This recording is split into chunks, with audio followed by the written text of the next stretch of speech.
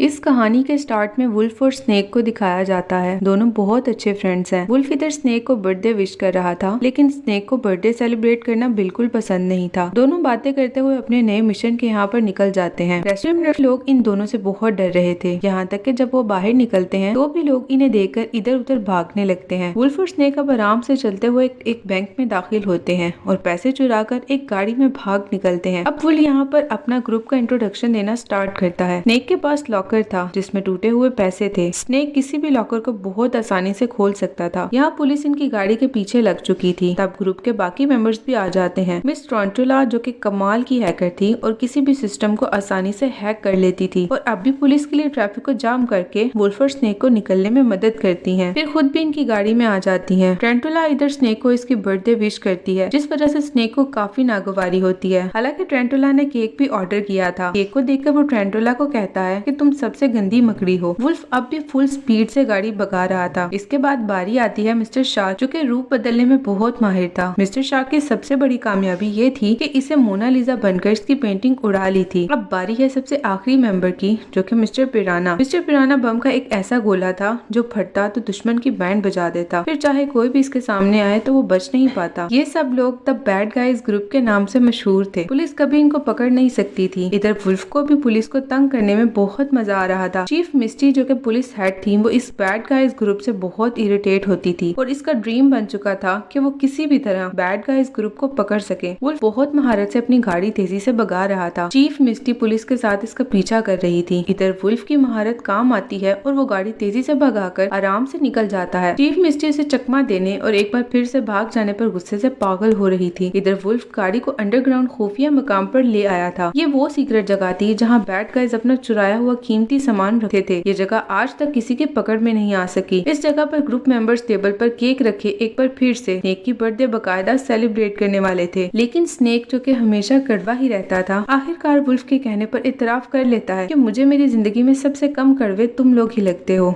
इधर वुल्फ एक group selfie लेता है। इस फोटो को भी स्नेक फ्रिज पर लगे हुए फोटो कलेक्शन में लगा देता है। फ्रिज से आइस पॉप निकालता है और शार्क को चिढ़ाते हुए अकेले खा लेता है। वुल्फ इनको आपस में नोकझोंक करता छोड़कर न्यूज चैनल पर खबरें सुनने लगता है। टीवी पर दिखाया जाता है कि सिटी की गवर्नर मीडिया टॉक कर रही थी। जब गवर्नर डियाने फंक्सिंगटन से बैड गाइज के मुतालिक सवाल पूछा जाता है तो वो बैड गाइज को सीरियस नहीं लेती, बल्कि कहती है कि वो बस शो ऑफ ज्यादा करते हैं। बैड गाइज ये चोरियां इसलिए करते हैं क्योंकि इनके अंदर गुस्सा भरा हुआ है, रिजेक्शन का और नफरत का। इसी वजह से मुझे इन पर तरस आता है। गवर्नर की ये बातें सुनकर बैड गाइज की ईगो सख्त हर्ट होती है। बैड गाइज ग्रुप के सभी लोग गुस्से से बस टीवी को घूर रहे थे। इसके बाद गवर्नर एक खूबसूरत golden tall tree trophy TV पर दिखाती हैं और साथ ही अनाउंस करती हैं कि ये ट्रॉफी सिटी के सबसे अच्छे बंदे को दी जाएगी। इतना सुनने की देर थी कि वुल्फ के दिमाग में एक आइडिया क्लिक करता है। वुल्फ सबके सामने कहता है कि मुझे हमारी अगली चोरी का प्लान मिल गया। हम इस गोल्डन डॉल्फिन को चुराएंगे और इस गवर्नर को सबक सिखाएंगे। लेकिन स्नेक फौरन से आइडिया रद्द कर देता है और कहता है कि बहुत ही फजूल सोच है, क्योंकि इस ट्रॉफी को आज तक थीफ भी नहीं चुरा सके। यहाँ स्नेक को लालच देता है कि ये ट्रॉफी सिटी के सबसे अच्छे प्रोफेसर रॉबर्ट मैरमेलेट को मिलनी है, जो कि एक जेन्युइन पिग है। यहाँ स्नेक की आंखें चमकने लगती हैं। वुल्फ कहता है कि अब बताओ मुंह में पानी आया? स्नेक कहता है कि मेरी एक शर्त है कि इस गयाने का टेस्ट बहुत अच्छा होना चाहिए। अब सब ग्रुप मेंबर्स मिलकर इस नई चोरी का प्लान बनाने लगते हैं। ये लोग पार्टी वाले दिन मुकम्मल भेस बदलकर इस अवार्ड पार्टी में शामिल होने पहुंच जाते हैं और प्लान के मुताबिक लोगों में घुल मिल जाते हैं। इस गोल्डन ट्रॉफी को जिस जगह पर रखा गया था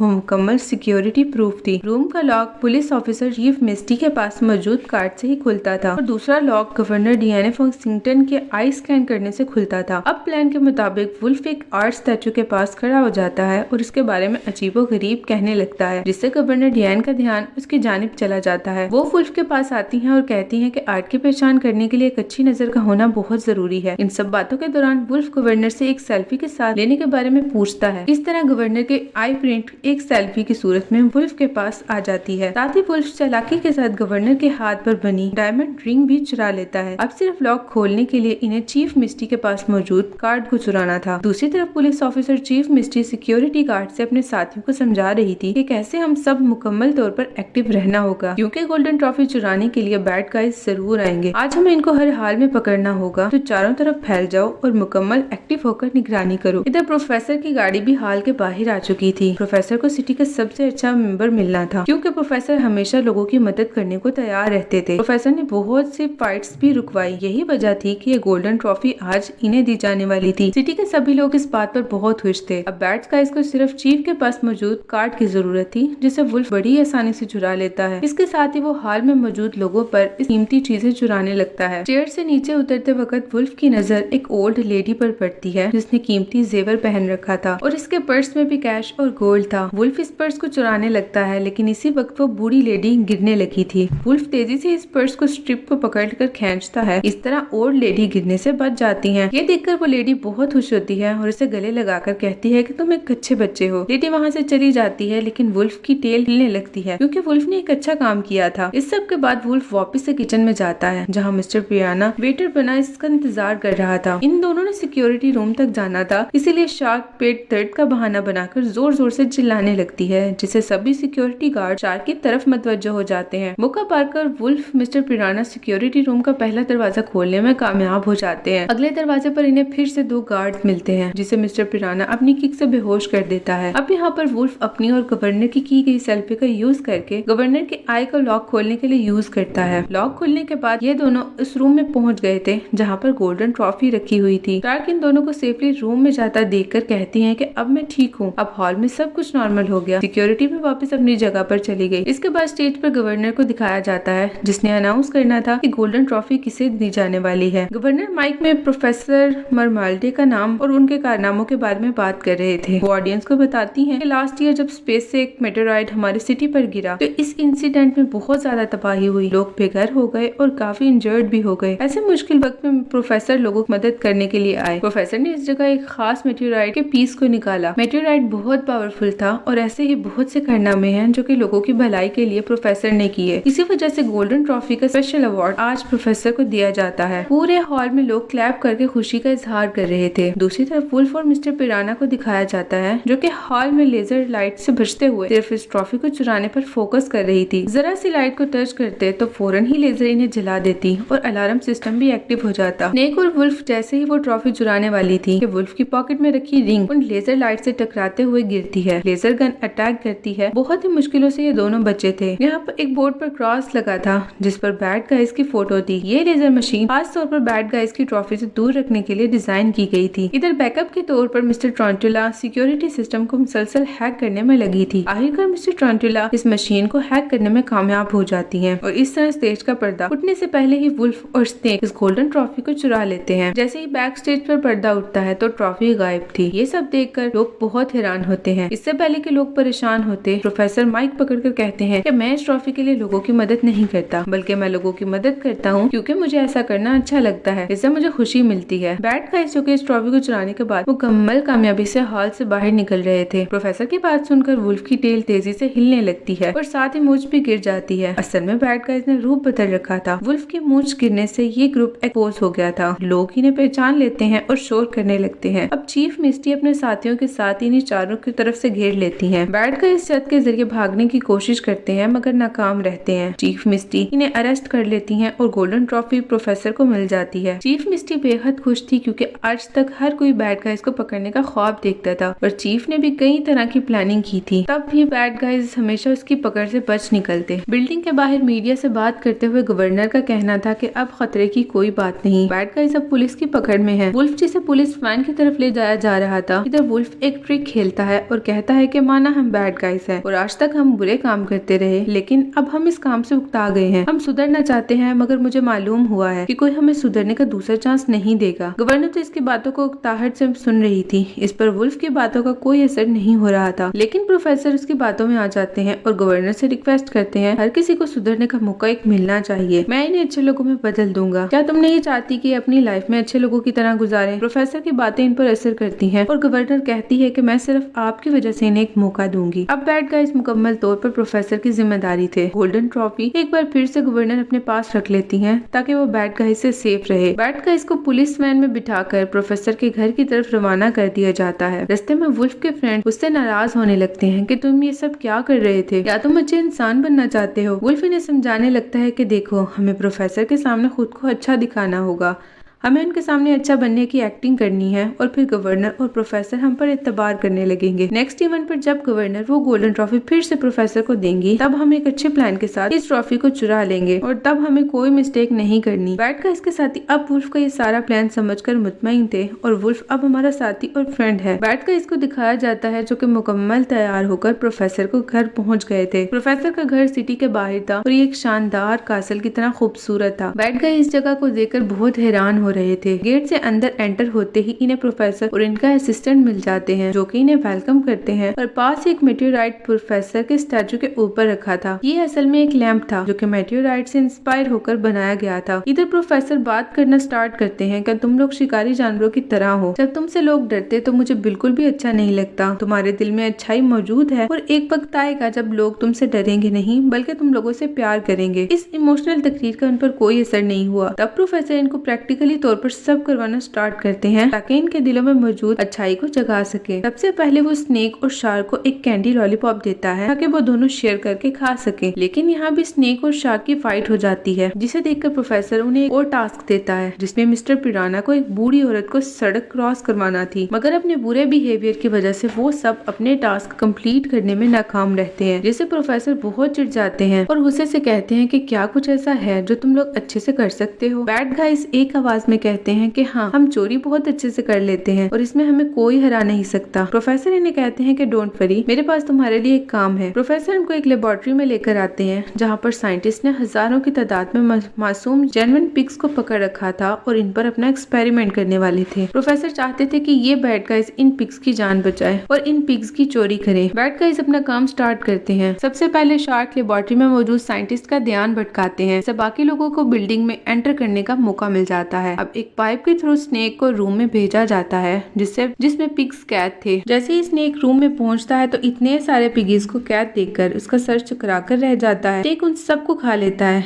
लेकिन जब बाकी बैड गाइस दरवाजे से अंदर आते हैं तो वो स्नेक से उन पिग्स को बाहर निकालने का कहते हैं। तब तक रूम का दरवाजा एक बार फिर से खुलता है। बैड गाइस को गायनास के साथ ऐसे देखकर इन लोगों को लगता है कि ये बैड गाइस फिर से गायनास को बुरे मकसद के लिए चुरा रहे हैं। इसी तरह इनकी फोटो अखबार में छप जाती है जिसे गवर्नर देख लेती है। अब गवर्नर बैड गाइस पर सख्त गुस्सा हो रही थी कि तुम लोग को अच्छा बनने का मौका दिया, मैंने ही गलती की क्योंकि तुम लोग इस काबिल नहीं कि खुद को बदल सको। ये सब बातें सुनकर बैड गाइस परेशान हो जाते हैं। गवर्नर वहाँ से जाने लगती है जब एक बार फिर से वुल्फ उसके पास आता है और कहता है कि वो सब वैसा नहीं जैसा दिखाया जा रहा है। गवर्नर अब वुल्फ पर भड़क उठती है कि सब लोग तुम्हें बुरा जानते हैं, लेकिन तुम लोगों को दिखाने के लिए खुद को ना बदलो बल्कि अपने लिए खुद को बदलो ताकि तुम सबको एक अच्छी लाइफ मिल सके। गवर्नर की बातें सीधा वुल्फ के दिल को हिट करती हैं। रात अकेले में वो बैठा इन्हीं बातों के बारे में सोच रहा था जब इसके ऊंचे दरख्त के ऊपर से एक कैट के रोने की आवाज आती है। वुल्फ इस कैट को बचाने जाता है तो पहले ही कैट उससे डरती है, लेकिन जब वुल्फ उससे प्यार से बुलाता है तो कैट अब डरते हुए पीछे हट रही थी। जब वो नीचे गिरने वाली थी वुल्फ आगे बढ़कर उसको पकड़ लेता है। इसी तरह वो कैट की जान बचा लेता है जिससे कैट उस वुल्फ से मायूस हो जाती है। वुल्फ के बाकी फ्रेंड्स भी ये देखकर वहाँ पर आ जाते हैं। अब प्रोफेसर एक पत्थर के पीछे से बाहर निकल आते हैं और बताते हैं कि कैट को वुल्फ ने बचा लिया। ये सारी वीडियो मैंने अपने फोन में बना ली है और साथ ही सोशल मीडिया पर अपलोड कर दिया है। लोग बड़ी तादाद में इस वीडियो को देख रहे हैं और पसंद भी कर रहे हैं। नेक्स्ट डे दिखाया जाता है जब एक बड़ा इवेंट ऑर्गेनाइज कराया गया था। इस इवेंट में रिच लोगों की बड़ी तादाद जरूरतमंद बच्चों के लिए डोनेशन करने वाले थे। प्रोफेसर को गोल्डन ट्रॉफी एक बार फिर से एजाज में दी जानी थी। दूसरी तरफ बैड गाइस का अच्छा रूप देखकर सब लोग बहुत खुश हो रहे थे क्योंकि वुल्फ की कैट को बचाने वाली वीडियो तेजी से वायरल हो रही थी। यहाँ बैड गाइस को दिखाया जाता है जिन्हें गाड़ी में इवेंट की तरफ ले जाया जा रहा था। इवेंट में मौजूद लोग अब की बार इन्हें देखकर डरते नहीं बल्कि क्लैप करके वेलकम करते हैं। ये सब देखकर बैड गाइस के दिल में एक अनोखा सा एहसास पैदा होता है, लेकिन वो लोग फिर से अपने प्लान के मुताबिक काम करने में लग जाते हैं क्योंकि वो लोग अपनी पिछली चोरी की नाकामी को अब की बार कामयाबी में बदलना चाहते थे। स्नेक अब पासवर्ड की तलाश में जाता है और उसे पासवर्ड मिल जाता है। अब वो लोग आसानी से ट्रॉफी को चुरा सकते थे, लेकिन वुल्फ जाने क्या सोचकर ट्रॉफी नहीं चुराता बल्कि प्रोफेसर के हाथ में दे देता है। वुल्फ के बाकी साथी इस बात पर बहुत हैरान थे कि अब तक अच्छा बनने की हम एक्टिंग क्यों कर रहे थे, लेकिन वुल्फ के दिल में अच्छा बनने की ख्वाहिश अब तक थी। तभी अचानक से लाइट ऑफ हो जाती है और जब लाइट दोबारा से वापस आती है तो हॉल में मौजूद सबसे कीमती चीज मेटेओराइट चोरी हो गया था। तब लोगों को यकीन था कि ये चोरी बैड गाय ने ही की है। बैड गाय इन्हें हर तरह से यकीन दिलाने की कोशिश करते हैं कि ये चोरी हमने नहीं की। कोई भी इनकी बात पर यकीन नहीं करता और इन सबको चीफ मिस्टी अरेस्ट करके पुलिस वैन में बिठा लेती हैं। तब वैन का दरवाजा खोलकर प्रोफेसर अंदर आते हैं और उनको देखते हैं। उनको देखते ही वुल्फ कहता है कि प्रोफेसर हमारी बात का यकीन करें, हमने वो मेटेओराइट चोरी नहीं किया। प्रोफेसर कहते हैं कि हाँ मैं जानता हूँ कि वो चोरी तुमने नहीं की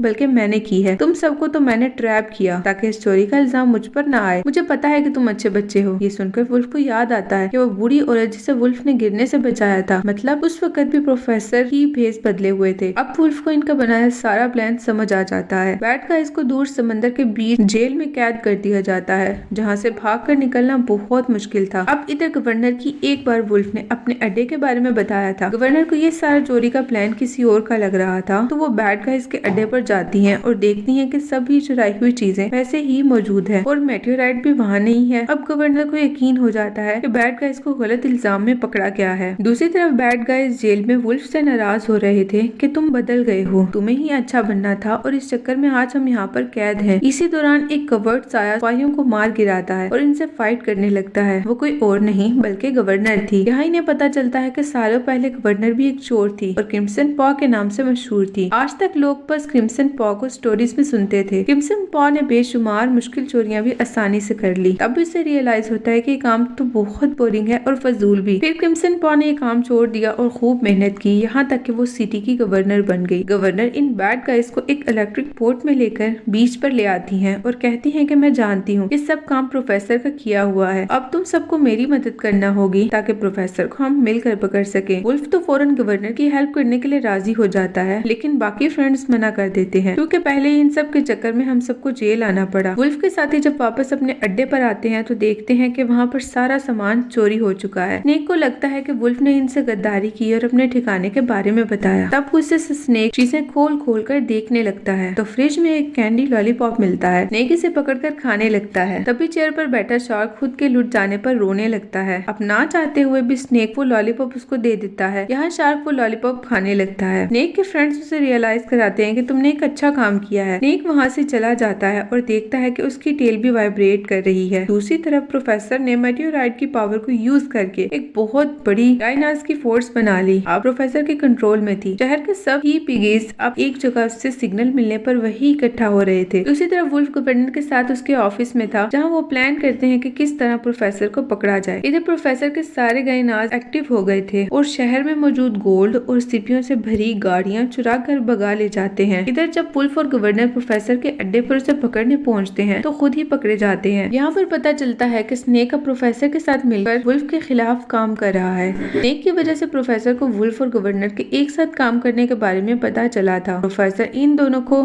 दोनों को ब्लेड्स में गिराकर मार देने का ऑर्डर करती हैं और स्नेक के साथ वहाँ से चले जाते हैं। तभी वुल्फ के बाकी दोस्त वहाँ पर आ जाते हैं और इन दोनों को बचा लेते हैं। वुल्फ अपने साथियों को देखकर बहुत खुश होता है। सब लोग मिलकर वहाँ से मेटेओराइट चुरा लेते हैं और गाड़ी में प्रोफेसर के सामने ही भाग निकलते हैं और वो इन सबको रोकने में नाकाम रहता है। इधर पूरे सिटी में गायनास अब भी पैसों से भरी गाड़ियाँ भगाते फिर रहे थे, क्योंकि रिमोट अब भी प्रोफेसर के पास था जिससे गायनास को कंट्रोल कर रहा था। तो इन गाड़ियों को रोकने के लिए गवर्नर एक डिवाइस हर एक ट्रक पर लगा देती है, जिससे मिस्टर ट्रॉन्टोला इन गाड़ियों का सिस्टम हैक कर लेती हैं और ये गाड़ियां हिफाजत के साथ पुलिस तक पहुंचा दी जाती हैं। प्रोफेसर स्नेक के साथ हेलीकॉप्टर में सब देख रहा था। वो इस वक्त सख्त गुस्से में था कि वुल्फ ने इसके प्लान का सत्यानाश कर दिया। वुल्फ अब अपनी गाड़ी में रखा मेटेओराइट लेकर पुलिस के पास जा रहा था, जिसे वापस करने से वो बैड गाइज बेगुनाह साबित हो जाते। लेकिन पुलिस के बिल्कुल करीब पहुंचकर वो सब देखते हैं कि स्नेक इनमें मौजूद नहीं है। बैड गाइज ने सब प्लान में एक साथ काम किया। अब अगर इस मौके पर वो स्नेक को अकेला नहीं छोड़ सकते। ये सोचकर वुल्फ वापस अपनी गाड़ी घुमा लेता है और हेलीकॉप्टर के पास जाकर स्नेक को आवाज देता है कि वापस हमारे साथ आ जाओ, हम तुम्हें ऐसे नहीं छोड़ सकते। इधर प्रोफेसर भी ये देखकर स्नेक को धक्का देता है और वुल्फ से कहता है कि जाओ बचा लो अपने दोस्त को। खुद प्रोफेसर वो मेटेओराइट इनकी गाड़ी से चुरा लेता है। इधर स्नेक को बचाने के लिए वुल्फ और उसके साथी फ्रेंड्स भी कूद जाते हैं। वुल्फ इन सबको किस तरह बचा लेता है, तब तक पुलिस भी इनकी हेल्प के लिए आ जाती है। का हेलीकॉप्टर भी मेटल के टकराने की वजह से टूट जाता है और वो हेलीकॉप्टर भी नीचे गिरने लगता है। इधर पुलिस इन बैड गाइज को पकड़ लेती है